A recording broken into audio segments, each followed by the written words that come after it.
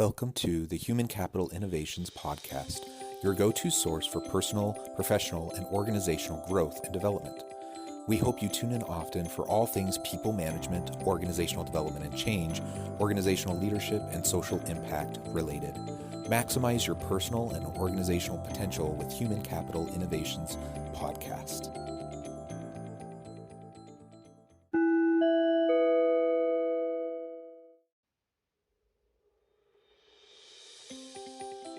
Welcome to the Human Capital Innovations Podcast.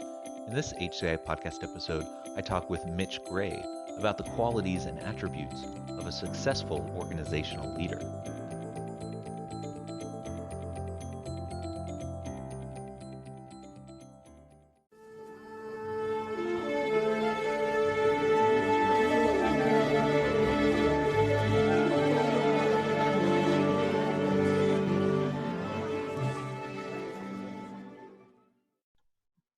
Mitch Gray, welcome to the Human Capital Innovations Podcast. John, great to see you, man. Yeah, it's great to have a chance to chat with you. It's always fun preparing for these interviews / conversations and getting to know guests a little bit beforehand. And it was fun talking with you in the pre-interview, and I'm excited to have a chance to talk today about the qualities and attributes of a successful organizational leader. We're going to be talking about the difference between management and leadership, how leaders can better engage their people to drive success within an organization, and other kind of related topics. As we get started, I just wanted to share Mitch's bio with everyone. Mitch Gray is a writer, a speaker, podcaster, and creator of Shift Culture Consultants. His work has been published in several publications, including Addicted to Success and The Good Men Project. Using his experience from over 2 decades of leadership in both retail business and nonprofits, Mitch teaches leaders how to better engage and empower their teams to take productivity and performance to the next level. When he isn't writing, creating content, or working on his podcast, The Mitch Gray Show, you can find him camping, fly fishing, or enjoying the outdoors with his family. That's awesome. And where are you located, Mitch? I am in New Mexico, thus the Z symbol you can see behind me if you're watching on video. Yeah. That's great. And I'm in Utah, and New Mexico and Utah both are great places for lots of outdoor adventures. I was in Utah for a few months back in the summer, actually. And I haven't spent much time there, but every time I have, I love it, man. I need to get there more often. It's a treasure, a true treasure. Yeah, pre-COVID, we just have busloads and busloads, millions of people coming through, as tourists to see all the national parks and everything. And that's died down, this year. But it's a lot of fun. And same with New Mexico. There's some really beautiful places to explore for sure. Yeah, I think I went in June or July. And I really wanted to spend a couple more days in Moab, but it was packed with people. And I thought, nah, I don't need to spend too much time there. There were way too many tourists there at that time for me. Yeah, even during COVID, it's still packed, right? Yes. Yeah. Well, Mitch, it's a pleasure to have a chance to talk. Before we dive into the discussion, anything else you want to share by way of background or personal context? Man, it's a crazy time to be alive, right? All of us are adjusting to this interesting season of life. I always want to encourage people that it is just a season. We'll get through it, and we'll come out the other side. It may look different than before, and that's okay as well. I was reading this morning about impermanence and how the hope of life comes from impermanence of life. And we're kind of living in that stage, right? So I'm just adjusting to everything, adjusting to Zoom calls and remote work and trying to meet people via social media. I have a pretty vast background, as you read in my bio, and just have a great family. All 3 of my kids are grown. My youngest is a freshman in college now. And so impermanence, that's all I can say. Yeah, everything continually is shifting, isn't it? And if nothing else, this pandemic has retaught us that lesson, that we need to be agile and adaptable to move forward in a positive way. Yes. Well, so Mitch, I'm curious. Maybe we can start with just what got you to a place where you wanted to focus your career on developing leaders and helping organizations be more successful. I've always had this idea, first of all, that there is power in the human story. And I believe leaders have such a great impact. You can look through the history of humankind. And sure, we get to look back in reflection and read about the people that have done amazing things in not just the country we live in America, but in human history. And ever since I was a kid, I just had this idea that the human story has such great power. Everyone has a story to tell, which as I got into my teenage years led me into the idea of empowerment and of inspiration. And I actually always wanted to be a pastor, a preacher. And since I was 9 or 10 years old, and I did that for a while, and it was fun. Some of the best times of my life, most fun times of life, was when I was working in ministry. Conversely, some of the worst times of my life was when I was in that capacity. That's the reason I'm not in that capacity anymore. But even still, even though I've moved on in different various beliefs and types of faith and things like that, my core has always been about empowering people and inspiring people. I say that because when I was in my early 20s, the first time I left the ministry aspect of occupation, I went into high fashion retail, and I was just trying to make money for my family. And within 6 months, the company I was at put me in charge of a multi-million-dollar store. And so I moved up really quickly, and I just fell in love with business. And I quickly fell in love with what the only way I could reference it at the time was ministry. But really what I've learned is it's just humankind being empathetic and compassionate and serving each other. And I think that's a human aspect and not a religious aspect. And I quickly learned that when you do that in business, it changes the game. So I had these experiences with leaders in business who just treated people like they were slaves, basically. I mean, just paid them poorly, treated them poorly, weren't compassionate at all. Experientially, I learned that when I treated people with compassion and empowered them and engaged them, they became the high performers.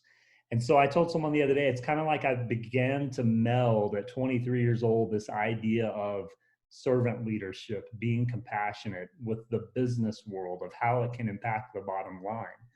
That was 20 years ago. And so I've been on this journey the last 20 years to really engage leaders and challenge them on the idea that when you start relinquishing control, when you stop living in fear, when you begin creating a workplace that people can enjoy working at, it takes care of the bottom line. And I believe, again, looking through human history, that is a message that will never die, because you will continuously have these leaders that tend to rise up, through the turn and burn system or through this ideology of authoritarianism. And it just doesn't work. It burns people out. It literally can kill people from stress and from heartache. And it's just not the way to live. And from a leadership perspective, when we're honest, it's really miserable to be in that negative type of leadership. So that's become my passion. It kind of switched from, preaching the religious things to preaching the human things of empathy and compassion and love. And so that's the journey I've been on for, like I said, about 20 years. It's been interesting and fun. Well, it's so interesting to hear about the transition, and I'm sure there's a lot more detail we could go into, behind that story.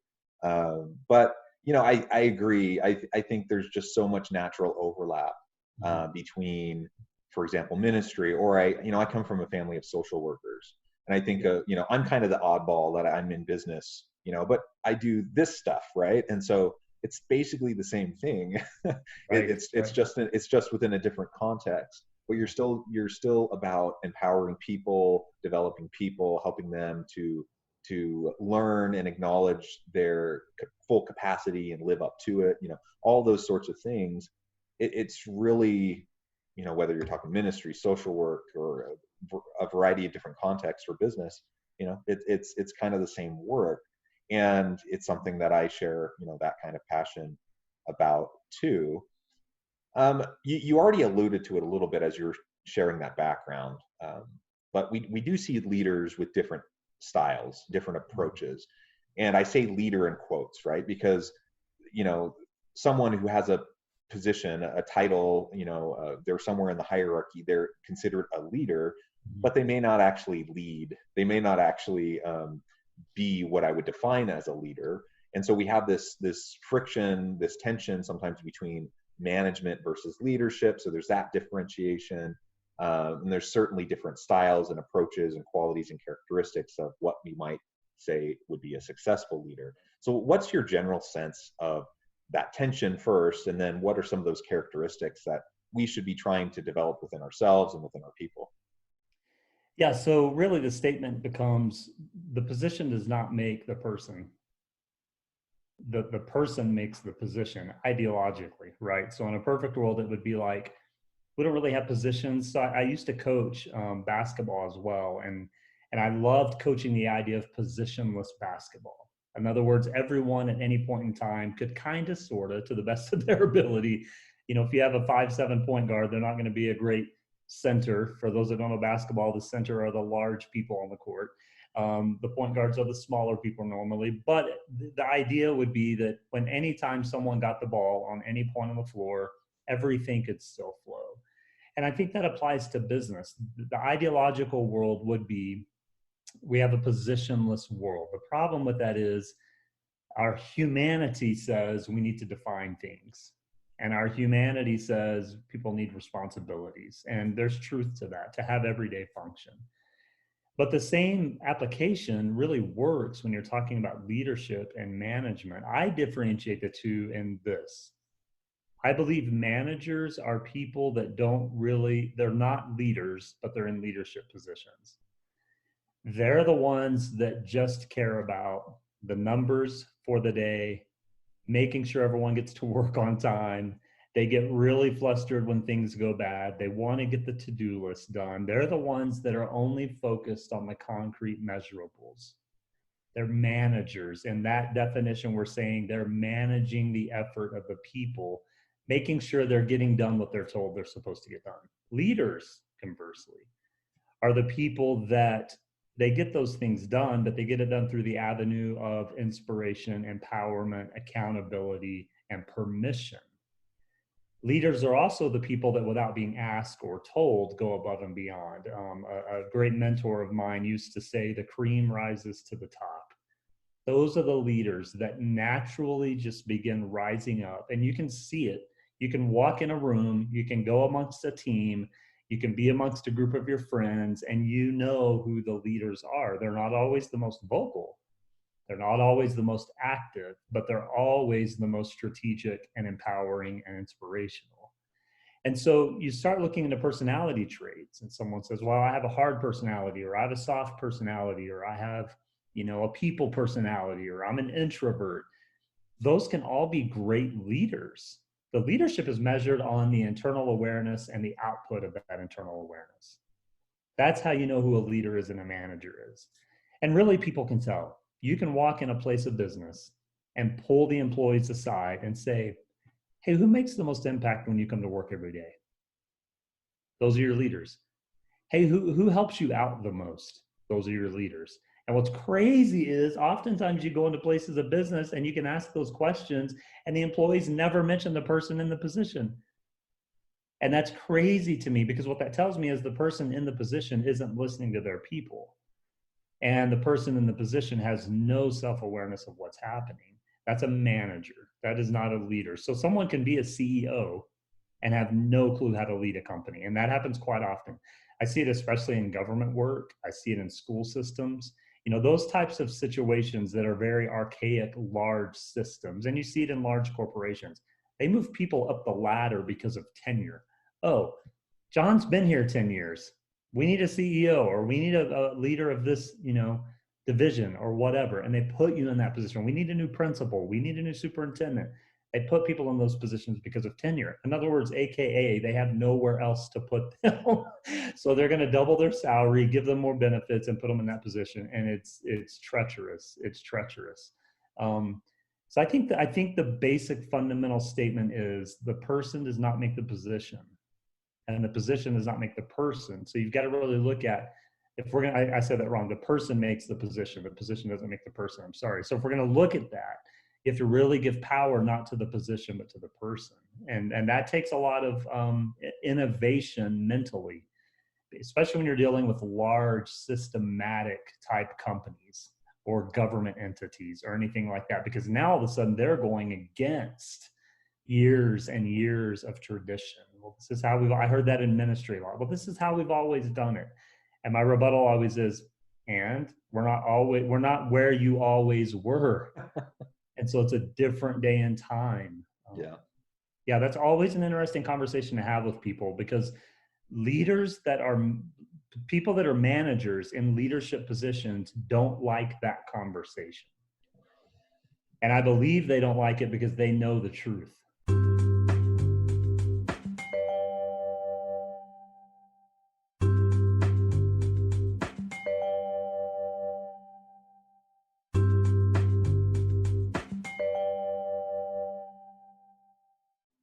There's not a shortage of ineffective leaders throughout organizations, right? And you shared a couple general examples, and we've all been there. We've all had leaders who are micromanagers. We all have leaders who don't empower, they don't trust, they don't share, they don't provide autonomy. All those are necessary elements of truly leading, not just managing.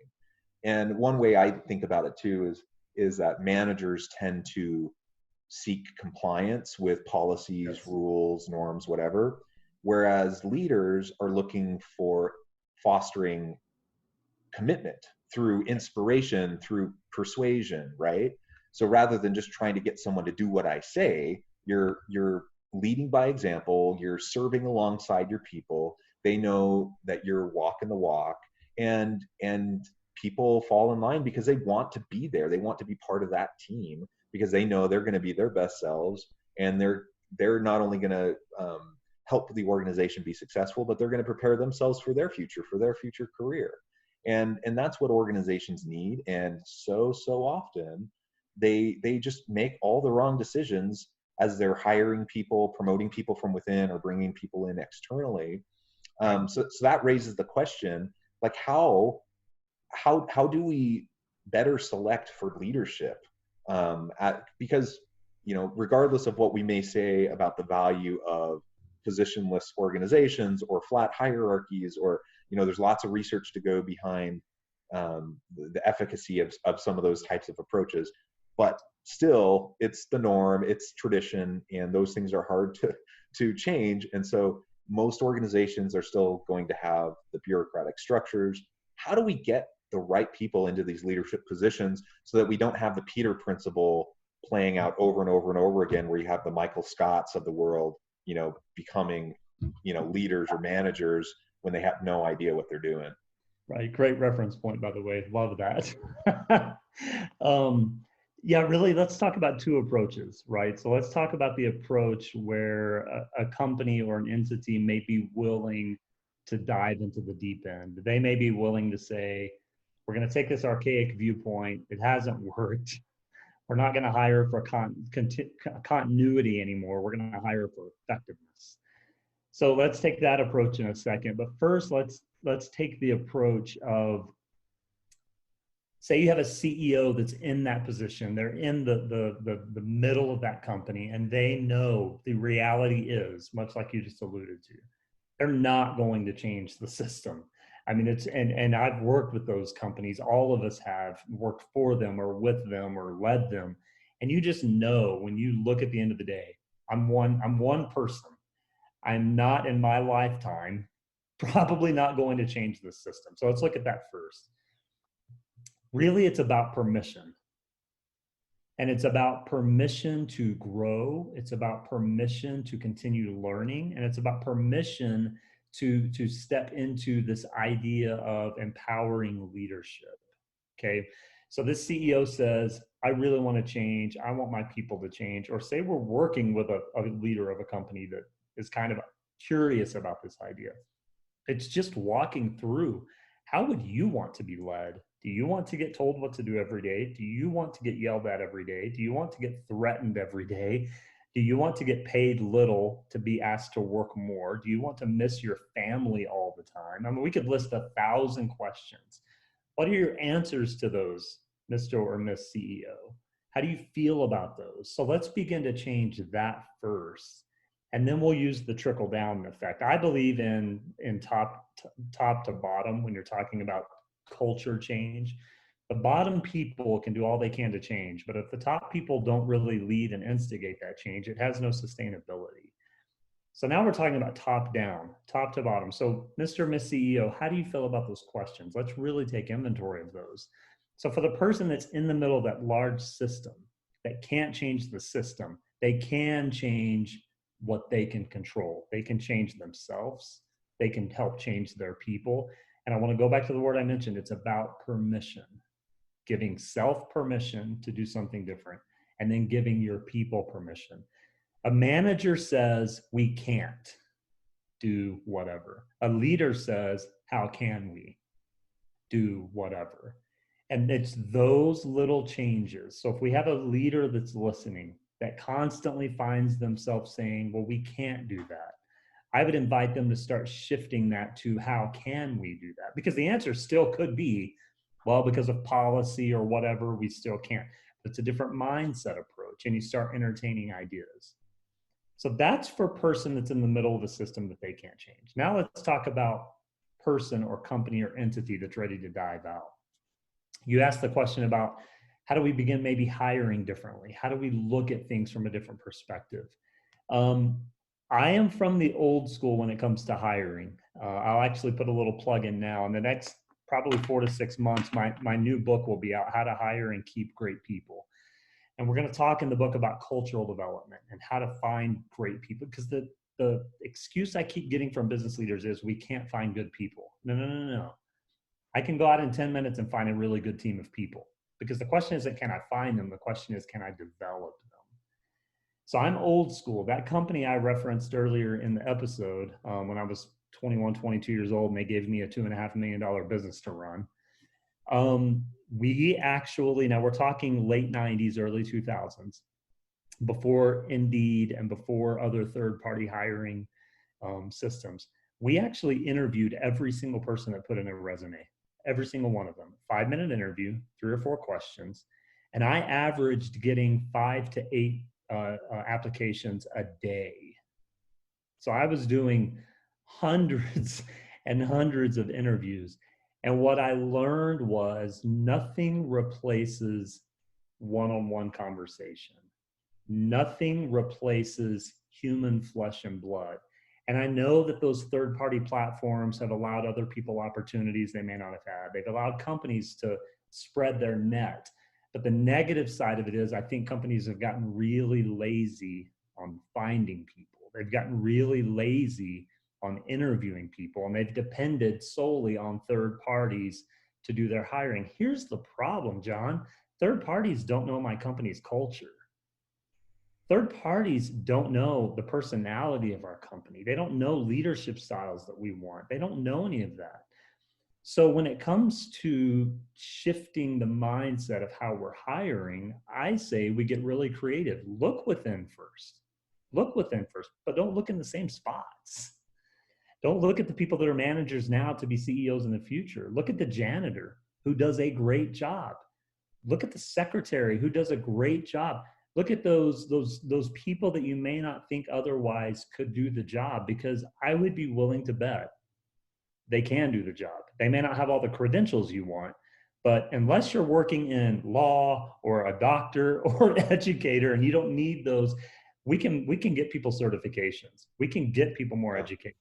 I can't buy you intangibles. And that janitor that goes the extra mile and dusts when we don't ask them to, or vacuums when we don't ask them to, they're doing something that actually, those are strong leadership traits. And some of the smartest people I know are uneducated in the traditional sense. My father-in-law is one of the most, my friend calls him the most educated man he's ever met. And you hire that man to run something for you, he's going to do a great job. If you look at his resume, you would never hire him. And so it's not only looking in at those opportunities, but then it's also looking out. What I tell people all the time, when you're recruiting, when you're out to eat, you're recruiting. When you're out at a movie, you're recruiting. When you're on a Zoom call, you're recruiting. Whatever you're doing, you're recruiting, because those people are sitting there and they're ready, but they're probably employed. And that's where we miss it oftentimes. We often want to look at the unemployed. We want to look at the people that are putting those applications in rather than actually recruiting people that are doing a really nice job where they are. And it could be in unexpected places. I just had a lot of luck in life. Hire out of the 5 or 6 or 7,000 employees I've had over the years, I've had a lot of luck finding people where you never thought they would be found. And that's where the magic is. And that changes how we view leadership as well. Because now all of a sudden, manager, who you said it, managers want to serve compliance is kind of how you said it. But that's a problem, because if we've got someone in a leadership role who's really a manager and we hire someone that's untraditional, manager's going to flip because they don't understand that does not fall within compliance. But a true leader will go, oh, yes, I want those people. When I used to hire people for sales, I actually didn't enjoy hiring people with past sales experience because they had so many bad habits I had to unlearn. I would rather hire someone who didn't have sales experience because I could teach them my culture, and that was valuable to me. And when leaders start looking at it from that perspective, it really changes the game. So leader that wants to dive into the deep end, I would say really start looking untraditional. Go old school. Talk to those people. Don't shake hands in today's situation, but get to the flesh and blood of it. And leaders that may not can make that major change right now, it will be looking within, but controlling and changing what they can control and change. Yeah, and I think it's really important to think in terms of competencies and capabilities as opposed to arbitrary years of experience or outside of certain fields, even credentials, right? Yes. And it blows my mind the number of times I see job postings that have stated years of experience requirements. You know, 5 years of experience in such and such a role. I mean, that doesn't mean they had 5 good years of experience. It just means they had 5 years of experience. Like, that doesn't mean anything to me. I would much rather take someone who is hungry and, you know, new and fresh, and maybe they have a year under their belt. I'd much rather have that person than someone who has 5 crappy years of experience. So, I mean, there's so many things that we do, that organizations do, to shoot themselves in the foot when they're trying to hire good talent. And you illustrated that really well with your comments as well. Well, Mitch, I think ultimately what it comes down to is we need to shift our mindset, right? We need organizational leaders up and down the hierarchy to recognize, you know, kind of what we've been talking about, that we need to look in creative ways for people who have the capabilities to take on leadership roles that can really help the organization to be successful and not be so caught up with the norms and the tradition and doing things just because it's always been done that way. I hope that COVID has kind of pushed us to challenge assumptions and pushed us to rethink those traditions, just out of necessity. And in some ways, I hope that will end up, you know, helping us to navigate these things a little bit better in the future. Before we close, I do want to make sure I give you a chance to share with listeners how they can get connected with you, and give you a chance to give the last word. Yeah, great. This has been awesome, John. I will say one more thing about COVID. It's been interesting because for years, a lot of us talked about remote teams, right? And the value of remote teams. And a lot of people didn't want to hear it. And now all of a sudden it's like, we have to it's that forced change. And that's okay if we have to have forced change. Just listen to it. So I think that's a great example of what's happening. Yeah, Twitter and Instagram, people can find me at mgraymedia. That's Gray. And actually on Facebook there as well, Gray Media. And then on LinkedIn, just look up Mitch Gray, Gray, and you'll find me on LinkedIn as well.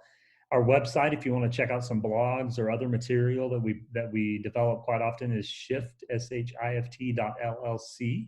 And that's actually where you can also, if you're interested in setting up some coaching sessions or some speaking sessions, you can contact us there or DM me on social media, either way, and we can get that going for you, because we are booking both right now. I know it's kind of a strange, I've talked to other coaches and consultants and it's like, yeah, this is a real strange time, but it's also an advantageous time because you don't have to pay someone to travel. You don't have to pay someone to come in.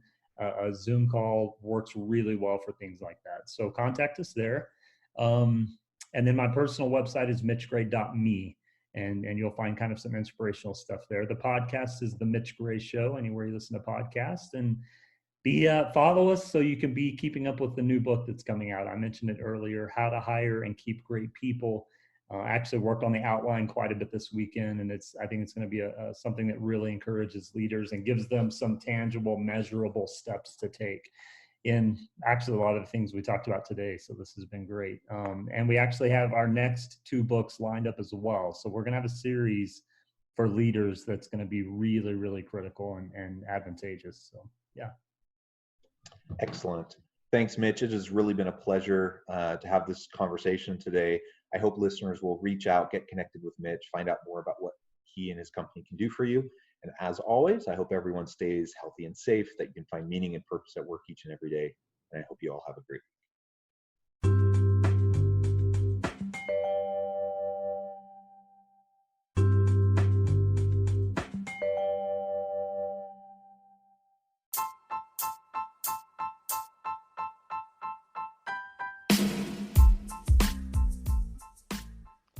We are excited about the launch of HCI's new magazine, Human Capital Leadership. Human Capital Leadership is a free, interactive e-magazine designed to help individuals, leaders, and organizations find innovative approaches to maximize their human capital potential. We will be publishing issues quarterly in August, November, February, and May. Check out the first issue and let us know what you think.